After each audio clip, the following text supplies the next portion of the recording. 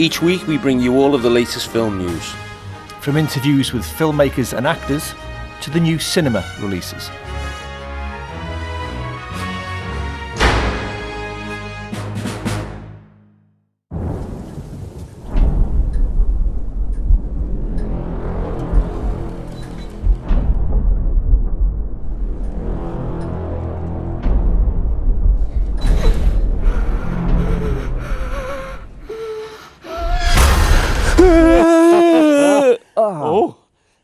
Welcome to this edition of Arts Alive Film, coming from Odeon, Liverpool 1, in a very scary environment. My name's Tony Lloyd. My name's Tony Lindsay. Welcome. First up, Crimson Peak. Yes. Guillermo del Toro's legendary filmmaker. Yeah. I'm a big fan. I know you're a big fan. I loved Mimic. I loved... you love Mimic. I love Devil's Backbone, Kronos. Pan's Labyrinth. Who knows him, Pan's Labyrinth. I mean, a great visualist. Yeah, and boy does he go to work here. Oh, it's just insane. This is a gothic romance horror story, love story. Yeah, in the tradition of...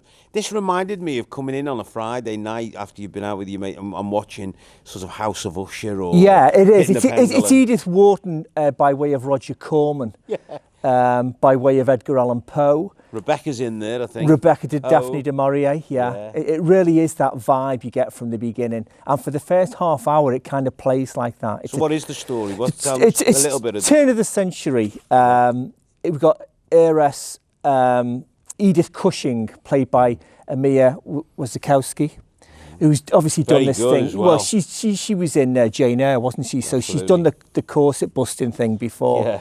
She's the American heiress. She's... she meets up with... That could be him on the phone right now, disagreeing. Tom Hiddleston as Sir Thomas Sharp, who's looking for funds to mine the red clay from underneath his estate back home in England, Cumberland. The ground runs red. Very D.H. Lawrence. Yeah, absolutely. It's Adlington Hall, but it's given a name Crimson Peak by the locals because during the winter, the soil, the snow itself turns red. But this mansion really is a mansion. It's a alive, derelict, isn't it? Yeah, it's alive. It's its own living entity, and there's the fun. Absolutely. And the great thing about him, although you've got the visuals are just stunning, when you do see the horror, it really is horrific. Oh, it starts off with Mia sort of talks to the camera and says, "I believe in ghosts are real." Yes. And boy, does she prove it in the first 5 minutes with a real creepy scene with the ghost of her mother visits her. Yeah. The first warning: beware Crimson Peak. But look, the stars of this have got to be cinematography, Dan Lustenson.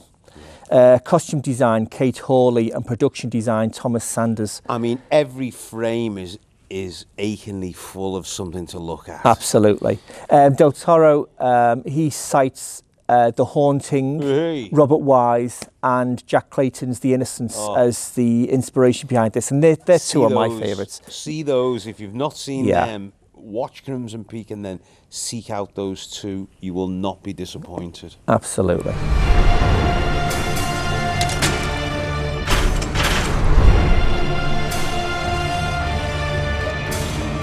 A house as old as this one becomes, in time, a living thing. It starts holding on to things. Some of them good, some are bad.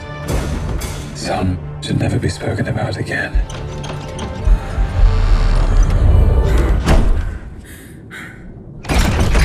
What is it? What do you want?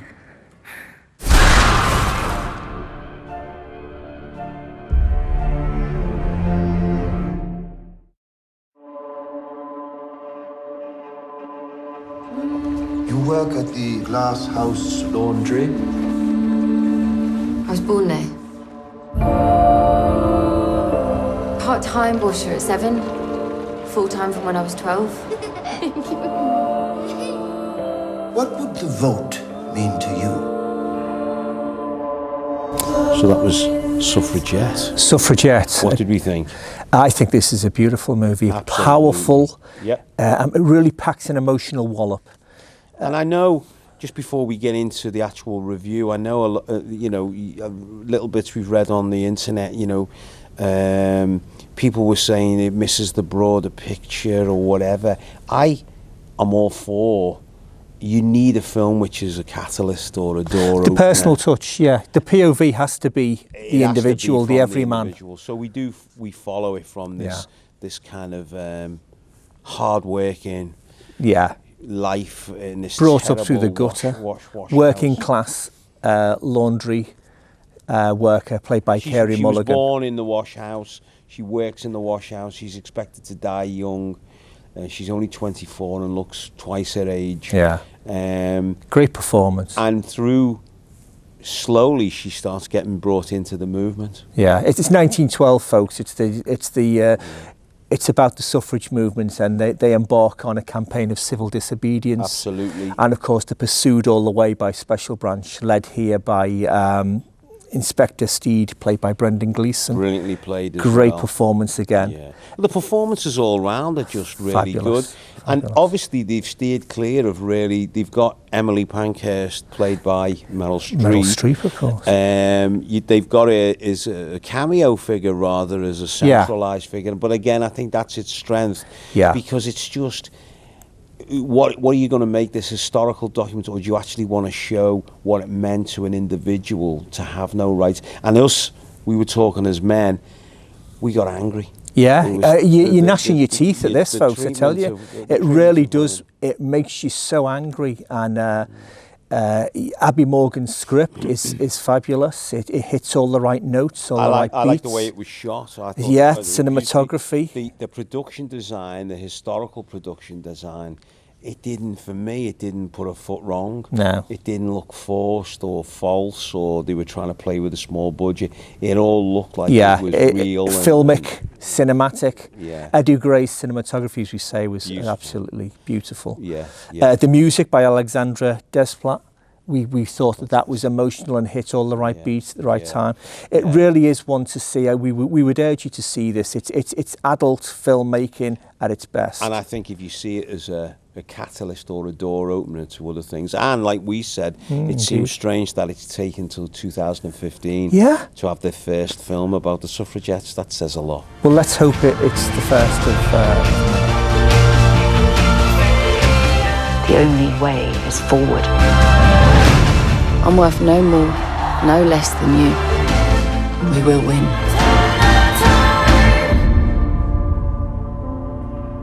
Never surrender. Never give up the fight.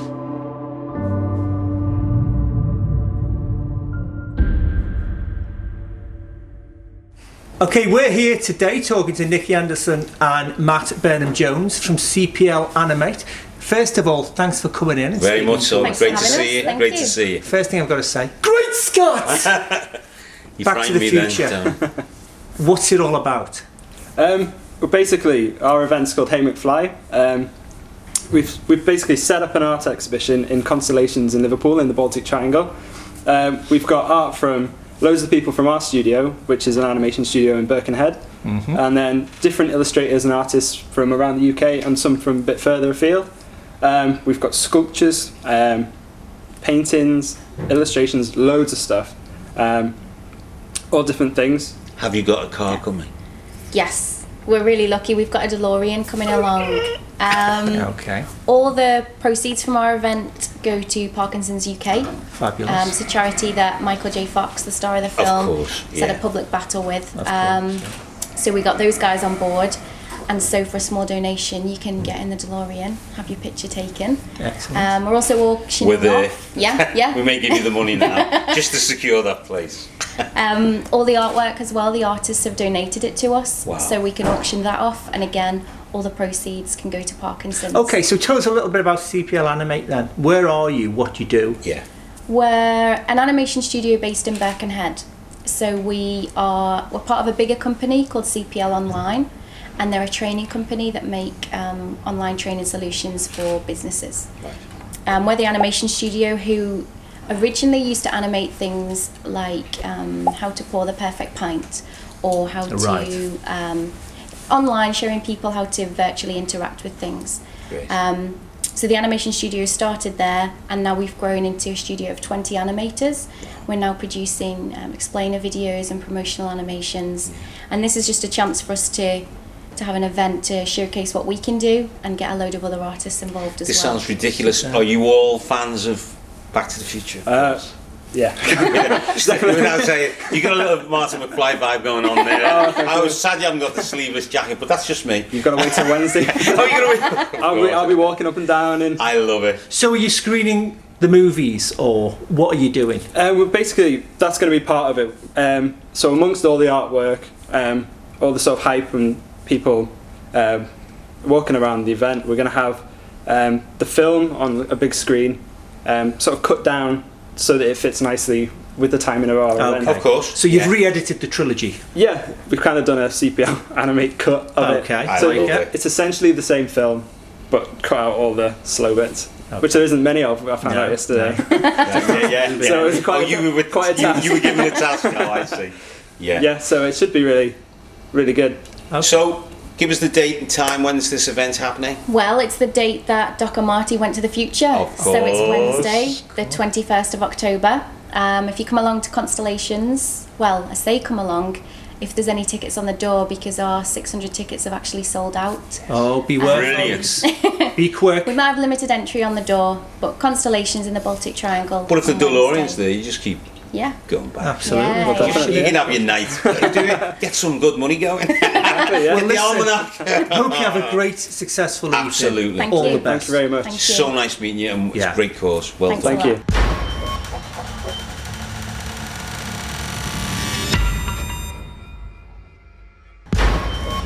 you. Now it's interview time. We're going to talk to Gerry Smyth and David Llewellyn about their film adaptation of a play. Take a look At the this. brother. Or this. Or this, the brother. This brother. Call this. This brother. Okay, so here we are talking to Gerry Smyth and David Llewellyn. But before we get into the interview, let's take a quick look at the play.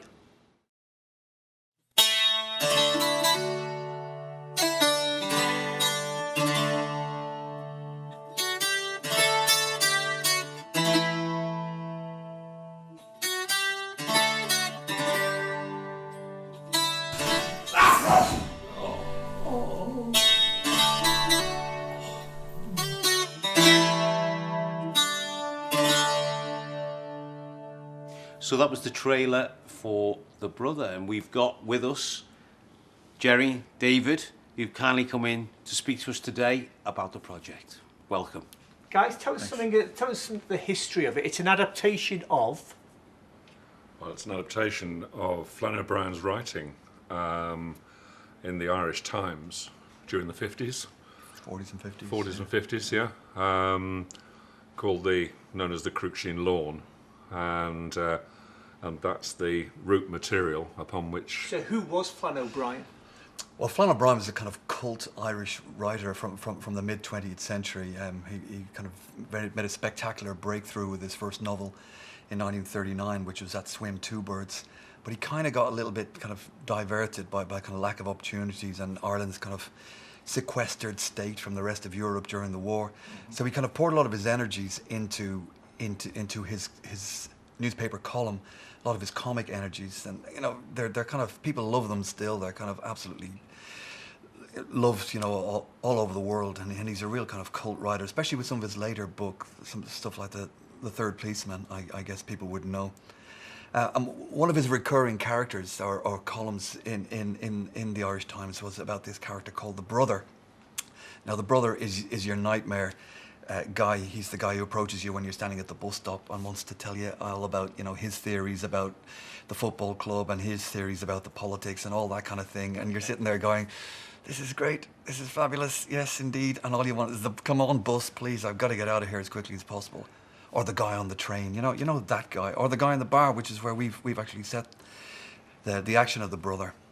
So in winter 2010, I was in Vienna. I was a visiting professor of Irish Studies over there, and the guys told me that they were going to have a big conference in summer 2011 on Flannery O'Brien, first international centenary conference, because it was 100 years since his birth. And they asked me if I wanted to do anything, I'm not really a Flann O'Brien scholar, but like a lot of people, I love the material and love the. So I said, well, possibly a play, a one-man play, because I brought it back to my mate, who's the head of drama at the same university, and I said, what do you think about this? Would you be interested in directing a one-man play of the brother? At which point, I said yes.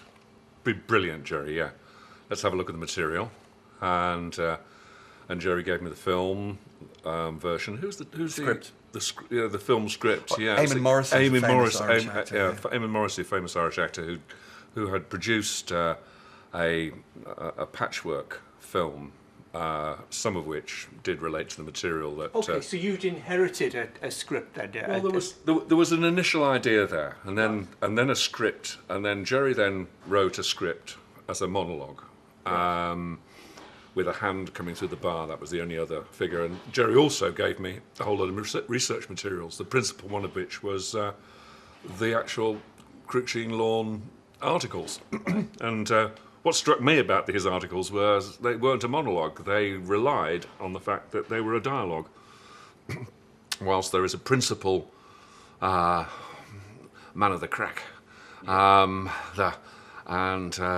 it is the thing works because it is actually a dialogue between two people. However minimal the dialogue, the responses are, nevertheless the pressure is on an individual, and so.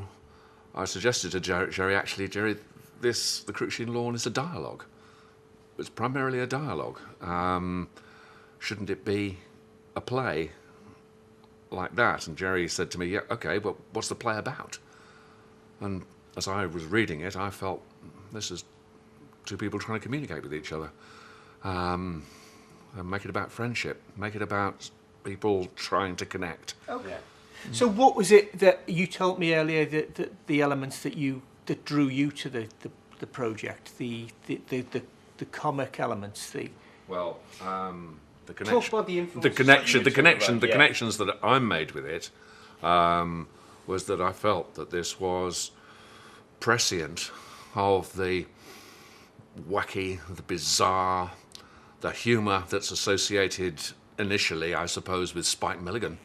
Beckett, I think. There's a lot of Beckett. And Beckett, really? Yeah. And Beckett, yes. And one of the things we did when we decided it was going to be a two-hander, and I went back and rewrote the script as a two-hander. Well, if he's acting, he's not going to direct, so we gave it to another friend of ours, a director, Andrew Sherlock, who's kind of written and directed a lot of plays about Liverpool, most recently Epstein. So he agreed to direct. And then he brought his kind of vision to it, which was a lot of kind of European physical theatre influences. A little bit of slapstick, a little bit of Laurel and Hardy. So basically we got a lot of comedy with a kind of dark undertow about the ability to communicate, loneliness, all those kind of things.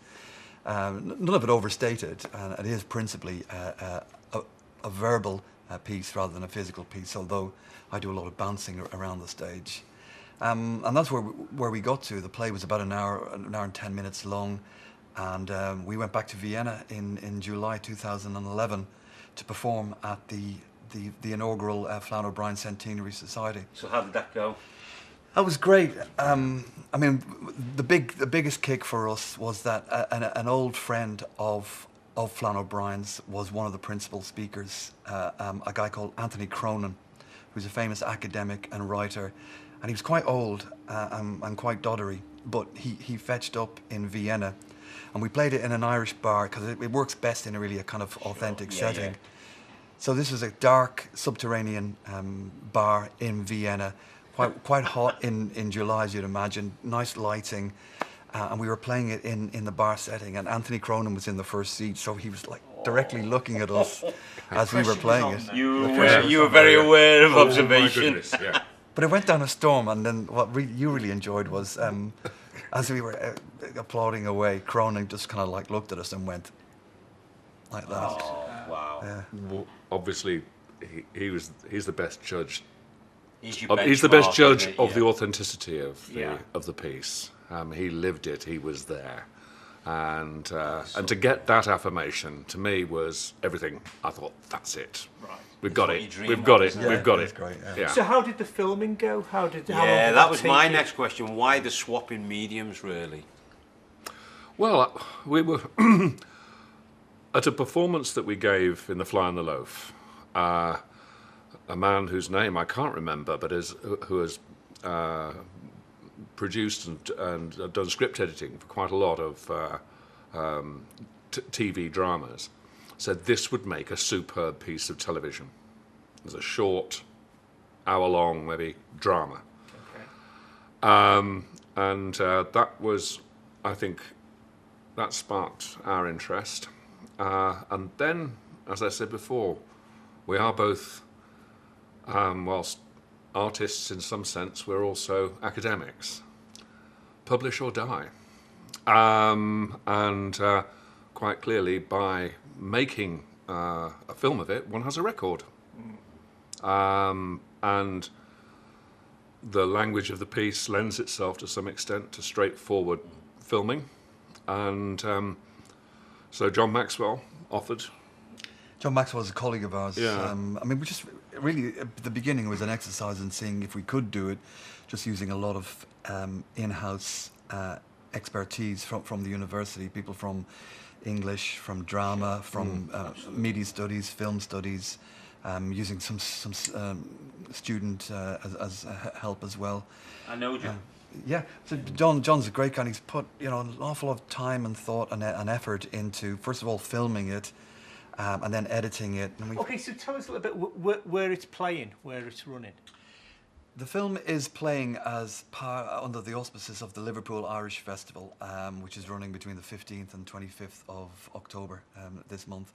And the film is one of the last events in the festival. So it's running at 7 o'clock on Sunday, the 25th of October, in Frederick's Bar on Hope Street, which is just beside the Philharmonic pub. Yeah. Final question, very briefly. What do you want to happen to it now? Where do you see it going? Well, John has aspirations towards entering it into competition in various places. There's lots of small cinema festivals, film festivals across Europe, and he's got his finger on that. So, do you see that going out to do the performance work now, or will there be more performances from you guys of The Brother? I think there'll always be performances as long as we were asked to do it. We just enjoy it so much, and it's so much fun. Audiences really respond to it very positively, especially when they see the relationship developing over the course of the drama. People who had literally been, strangers and quite almost enemies at the beginning, kind of harmonising at the end. Gerry, David, it's been an absolute pleasure. Really has. Thanks for coming on the show, and we wish you all the best with the project. Very welcome. And the performance as well. Indeed. Or both. Indeed. Great. Thank you. Thank you very much. Thanks. Well, that's it for this week. What have we got next week? We have got a bit of a surprise coming up next week. Don't know if you know about this. We've got a guest presenter. Since when? Feeling a bit threatened, aren't we? I'm walking. Empty seat, new presenter. Let's just see who's going to fill this space. See you then.